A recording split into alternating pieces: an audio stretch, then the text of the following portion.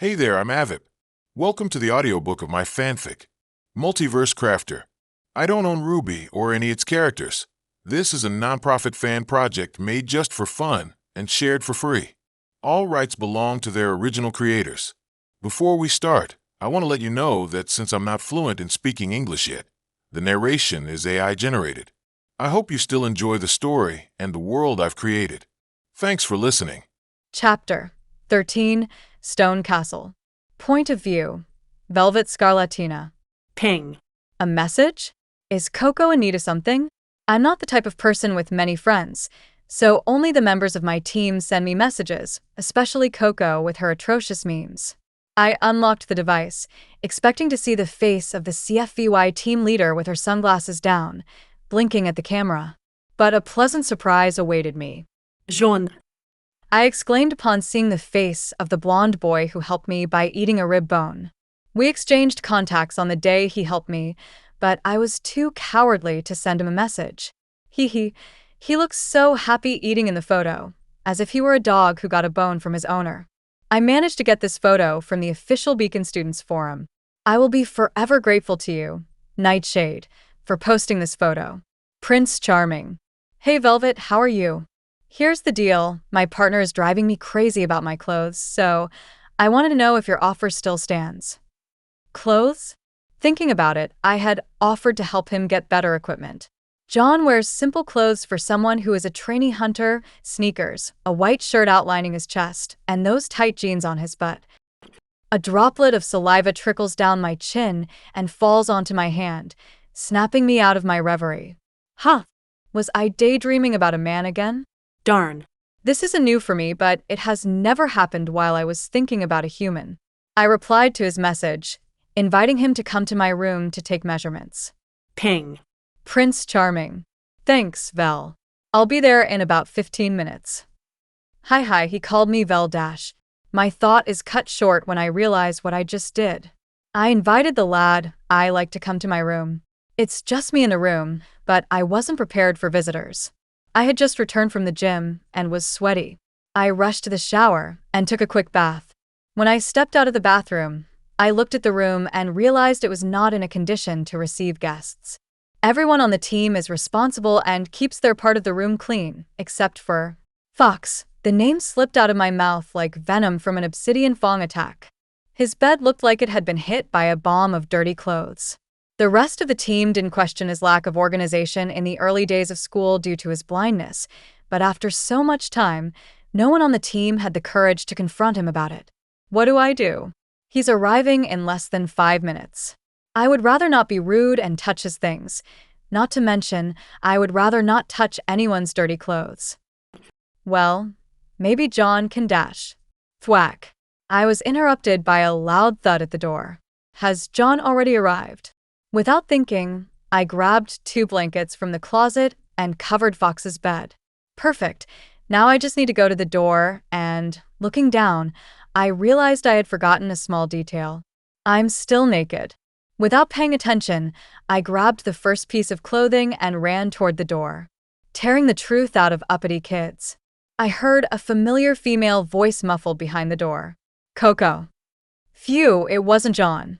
I opened the door, expecting to see my leader and partner. Thank goodness you're here. I'll need help choosing an outfit. As soon as I finished speaking, I widened my eyes at the scene in front of me. No problems, Bonbon. Just need to teach this dumb blonde a lesson. Hey, Velvet. John said with a sheepish smile. Cool carrot pajamas. Coco was lifting John by the collar of his shirt. What's going on here? I'm getting ready to punch an idiot. I'm getting ready to get punched by a Karen. Oh no, John. Hey, freshman, you've got a lot of courage, you know? A lot of stupidity, too. I see myself more as a reckless person. Coco laughed sarcastically and began to squeeze John's throat. You think you're cute, huh? Bitch, I'm adorable. The words came out quickly and muffled, but it was clear what he said. Without responding verbally, Coco simply pulled her arm back, preparing to punch John in the face. Coco. I yelled at her, and they both looked at me. Put John down now. But this asshole. Coco's complaint died in her throat when she realized something and let John go, causing him to fall on his butt. This jerk is the Jaune Arc? Point of view, Jaune Arc. Any sane person would run away after a disagreement with Coco, but I'm not known for my good sense, especially when there's a brunette with rabbit ears apologizing and asking me to stay. Their room was larger than my team's, but all the beds were in the same space. It was well organized too, with each bed having a different theme. One of them resembled something Japanese, with a futon instead of a bed. Another had a king-size bed with silk sheets. The third had a queen bed filled with pillows and plush toys, and the last bed was covered in blankets. Listen here, Arc. Coco removed her glasses and stared intensely at me. I might apologize for putting my hands on you if you tell me what that golden light was. Golden light? Velvet asked. I bet my purse that this fucker was using his semblance to look inside our room, probably trying to see Bonbon naked. Velvet widened her eyes, looking shocked and concerned. I'd better act quickly to defend myself. MCS. On. Behind me, Velvet, Coco retorted, trying to defend her partner. I didn't need to speak the commands aloud. MCS, make a gourmet chocolate box. But this way, I got the attention of both of them. MCS, use magic. The last command was mental, for obvious reasons. As soon as I finished the last command, the golden mist of my semblance appeared and began materializing a small wooden box in my hands. The giant Toblerone I made for Nora had cost me 5 MP. The same as this box of chocolates, but since the box is much smaller, it will be of higher quality even though it costs the same as the giant chocolate. I have a Creation Semblance. I was just creating a gift for Velvet since she's going to help me with my clothes and stuff. Did they buy it? Coco, apologize now, said Velvet, punching the brunette's shoulder. Damn it, the bespectacled girl complained. Phew. My dad was absolutely right. When dealing with an angry woman, give her chocolate. Sorry, John. Coco apologized but wouldn't look me in the eyes. And you're going to help him get quality equipment and pay for everything. Huh? Why? Do you prefer to give your purse? After all, you bet it. Not my baby, Coco whimpered, hugging her purse. Although I found it excessive, I'm glad the worst is over. Point of view, Coco Adele. Straighten that back and relax those muscles, kid. Yes, ma'am. Maybe I judged Jaune Arc too quickly, but I still don't trust him. The light of his semblance was much brighter before, so whatever he created earlier was not simple as a box of chocolates. I know you're the fashionista of the group, but do you really need to measure my thigh? The suspicious blonde complained. At the moment, I was taking measurements of Arc's major muscle groups using a yellow tape measure, while Velvet silently made notes on her bed. Her original plan was to ask me for a favor to help with Arc's wardrobe, but now she's making me do it as an apology. When making custom clothing like a suit, you need measurements for jacket length, sleeve length, chest circumference, waist circumference, and hip circumference. What does that have to do with my thigh? Given your shield, it's obvious you're not the most agile guy in the world, right? In response, the blonde turned his face in embarrassment. That's not a bad thing, but it's advisable for you to have something like armor. Armor? He asked with wide eyes. Don't like armor? I can see something like a reinforced suit. Actually, I'm really into it. Humph, I grumbled aloud. Want to play knight in shining armor, kid? I noticed Velvet glancing at the boy, not blinking, focused on his thigh being measured with the tape. Come on, Bonbon, are you really that desperate? But why are you measuring so many extra things? Thinking about it, I could draw unwanted attention if overnight I suddenly turn into a mountain of muscles and being even more cautious. Dr. Erskine gave a warning about those who take the serum. The serum amplifies everything that's inside. So, good becomes great, bad becomes worse. I'm going to have to be very detailed with the request. Comic book super soldier serum that works effectively without Vita radiation, does not alter my body mass due to the application, does not cause deterioration of physical or mental health, whether biological and or psychological in nature. Muitiverse crafting system. This will cost 50,000 magic points. Magic, 80,104 points. Aura, 100%. Expensive as hell and a mera no me? Muitiverse crafting system. This will cost 500,000 magic points. Magic, 80,104 points. Aura, 100%. Crap. Let's go with the previous option. I expected the golden mist of my semblance to manifest to create the serum, but what I didn't expect was the golden glow it emitted. It was as strong as a stage spotlight, strong enough to make me close my eyes and turn my head. When I felt the weight of the small vial in my hands, I opened my eyes and stared at the miraculous blue serum in my hands. This was the VIP pass to becoming the greatest huntsman in all Remnant, my first step in saving this world. Nothing could ruin this moment. Ahem, except if someone who was behind me witnessed everything. Behind me stood a young woman with fair skin, dark brown hair, and dark brown eyes. She had wavy locks on one side of her face, dyed in a gradient from dark brown to caramel. Her outfit included a long cocoa brown shirt with a ruffled collar, black pants with gold accents, and high-heeled black boots with gold buckles. She also had a pair of sunglasses in her left hand. It was Coco Adele, leader of Team CFVY and Velvet's partner, and she was staring at me with furrowed brows, her intensity capable of piercing a concrete block. "Who are you? And what was that golden light?" "So, it's nothing really. Was that your semblance? A semblance to spy inside my room?" Quick as a striking cobra, she grabbed me by the collar and forcefully threw me against a random door in the hallway. Check. The impact was strong enough to briefly make my aura glow. Freshman, I hate it when someone lies to me. A sadistic smile spread across her lips before she continued. "But don't worry, because I love tearing the truth out of uppity kids." She punctuated the sentence by cracking her knuckles like a boxer. Crap. I hate it when I get stuck in an anime cliché. But I didn't sniff his neck.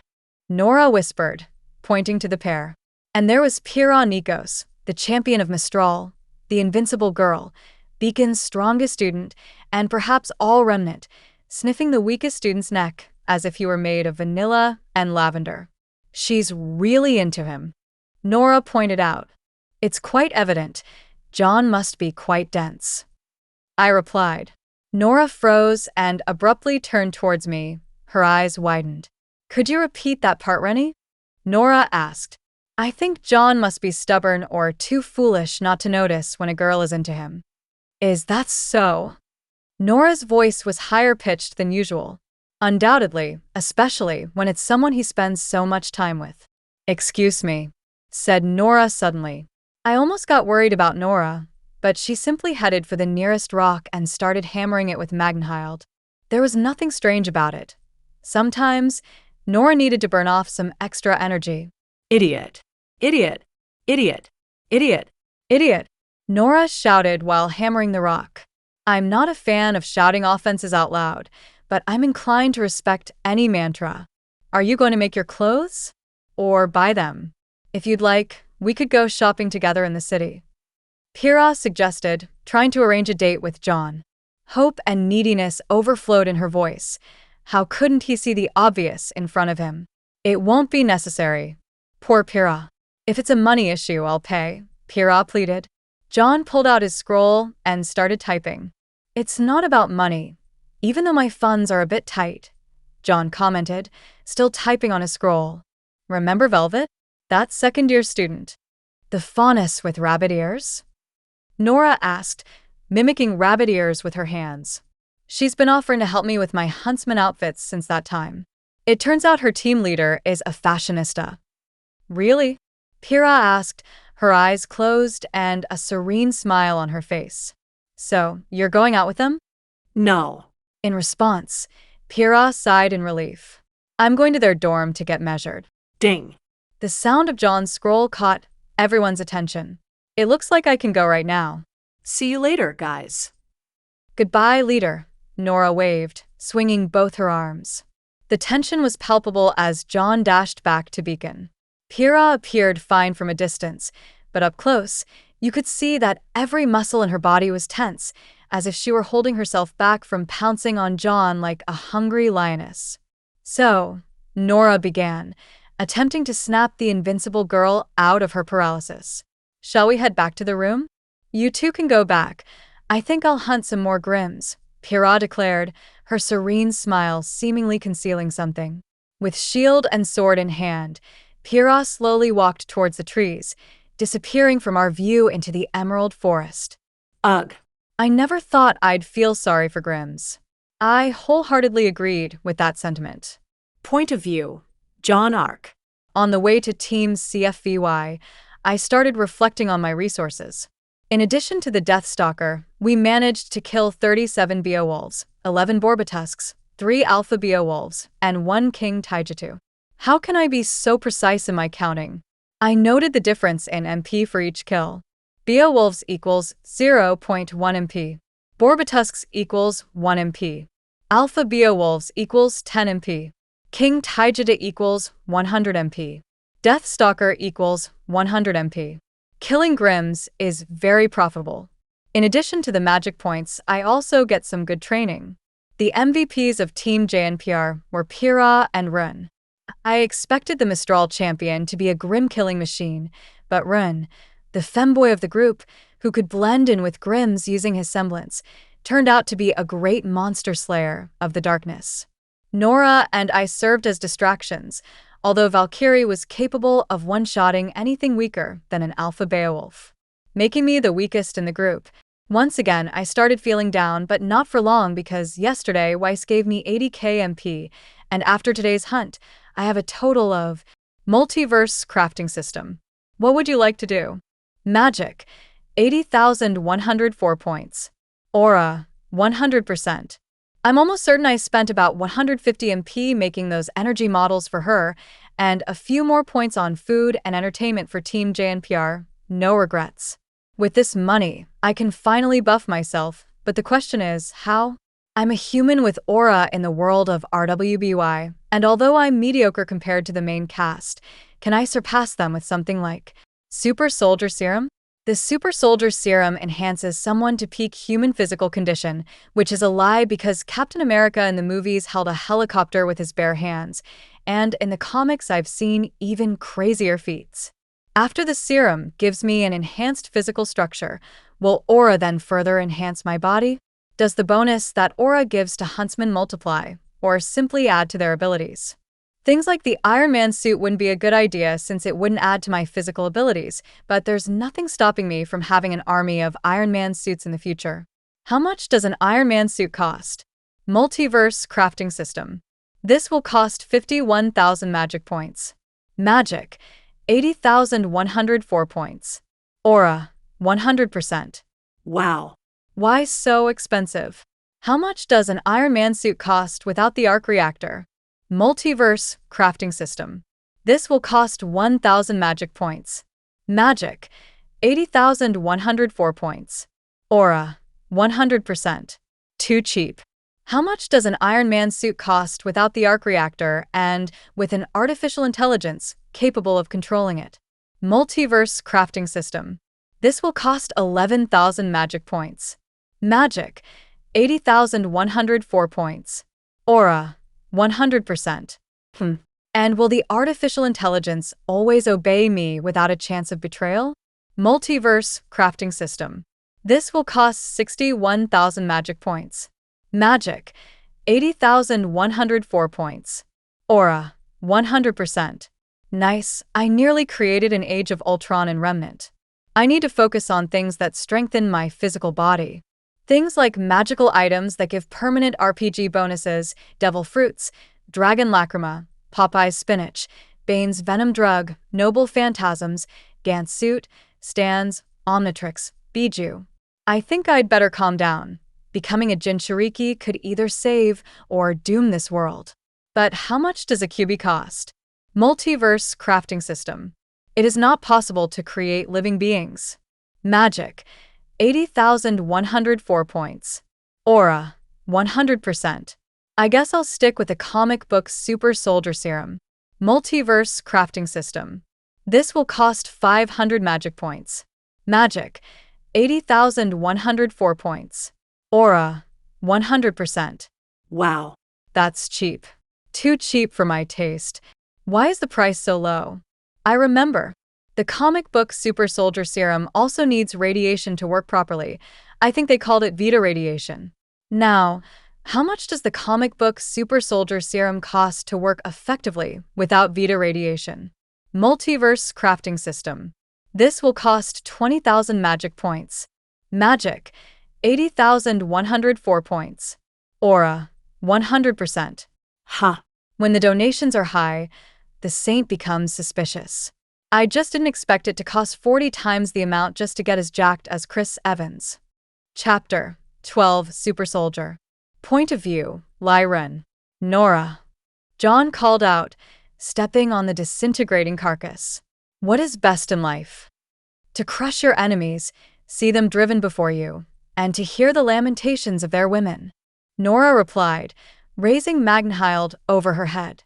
That's good. It's almost like they rehearsed that. Pyrrha commented with a smile.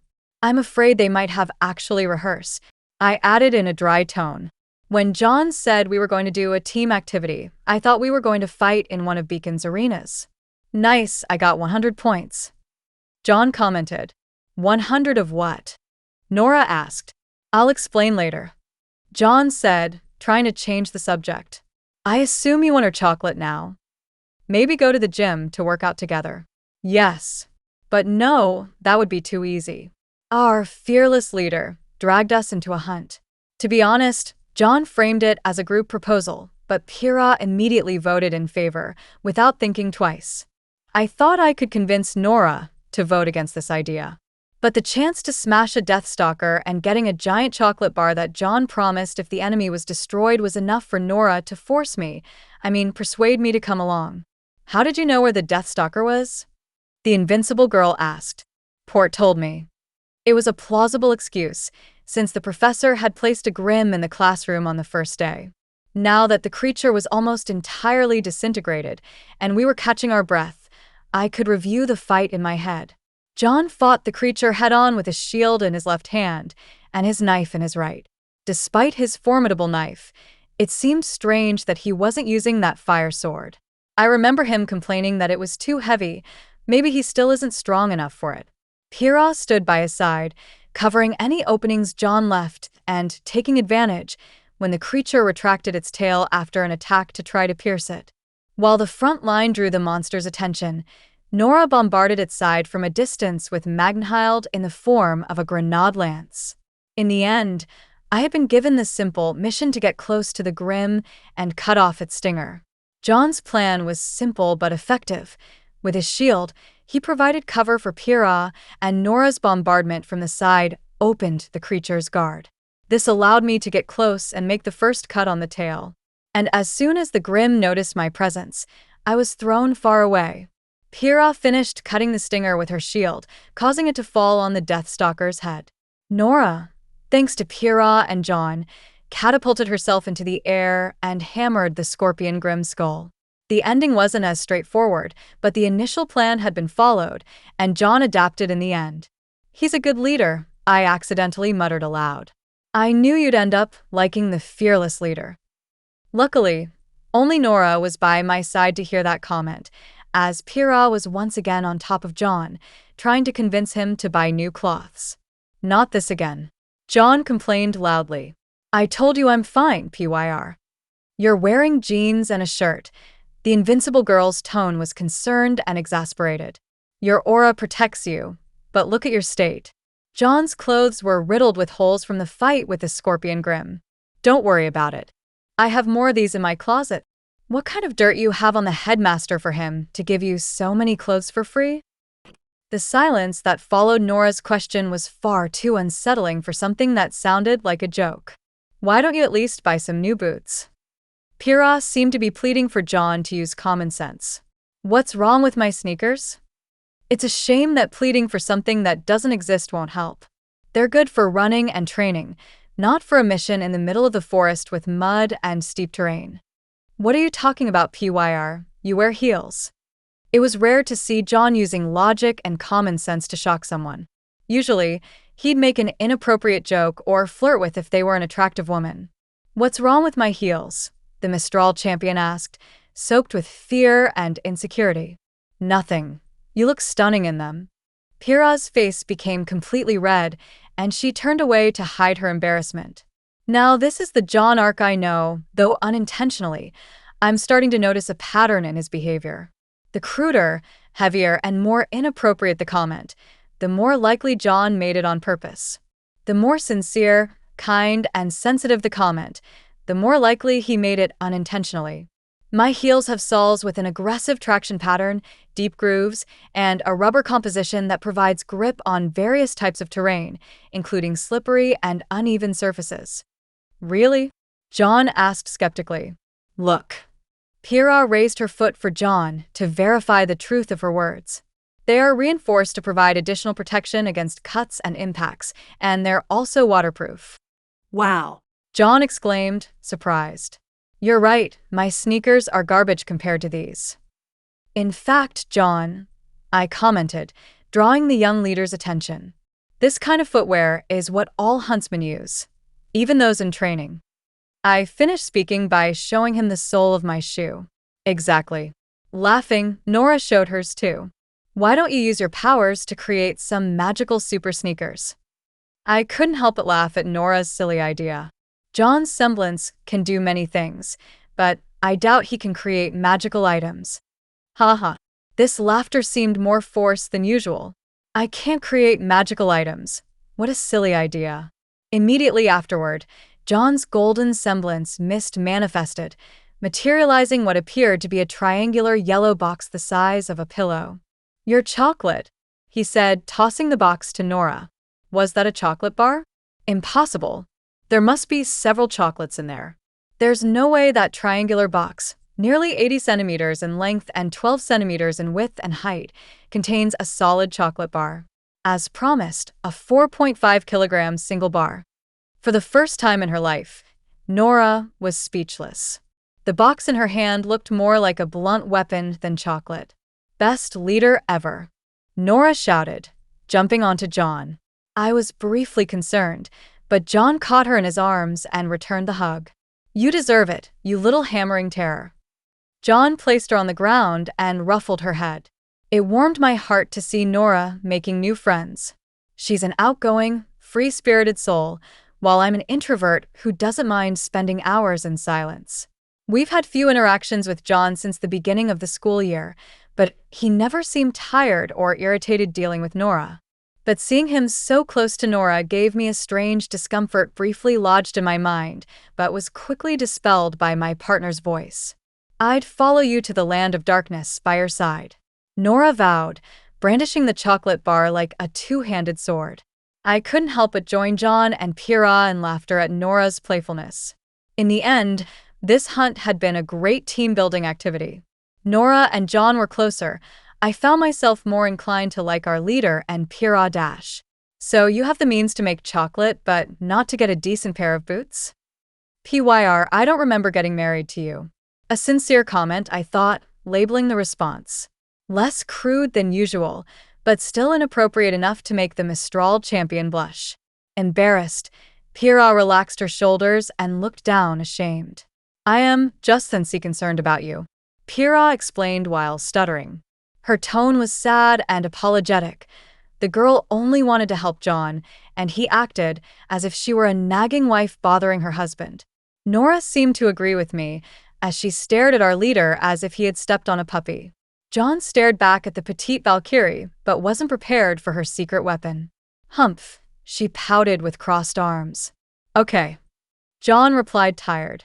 John didn't seem to want to change his mind, but he understood it wasn't worth being right and hurting his partner's feelings. PYR, the nickname caught the invincible girl's eye, and her eyes welled with tears. I'm sorry. I didn't mean to hurt you. Pyrrha approached her partner with a hopeful look.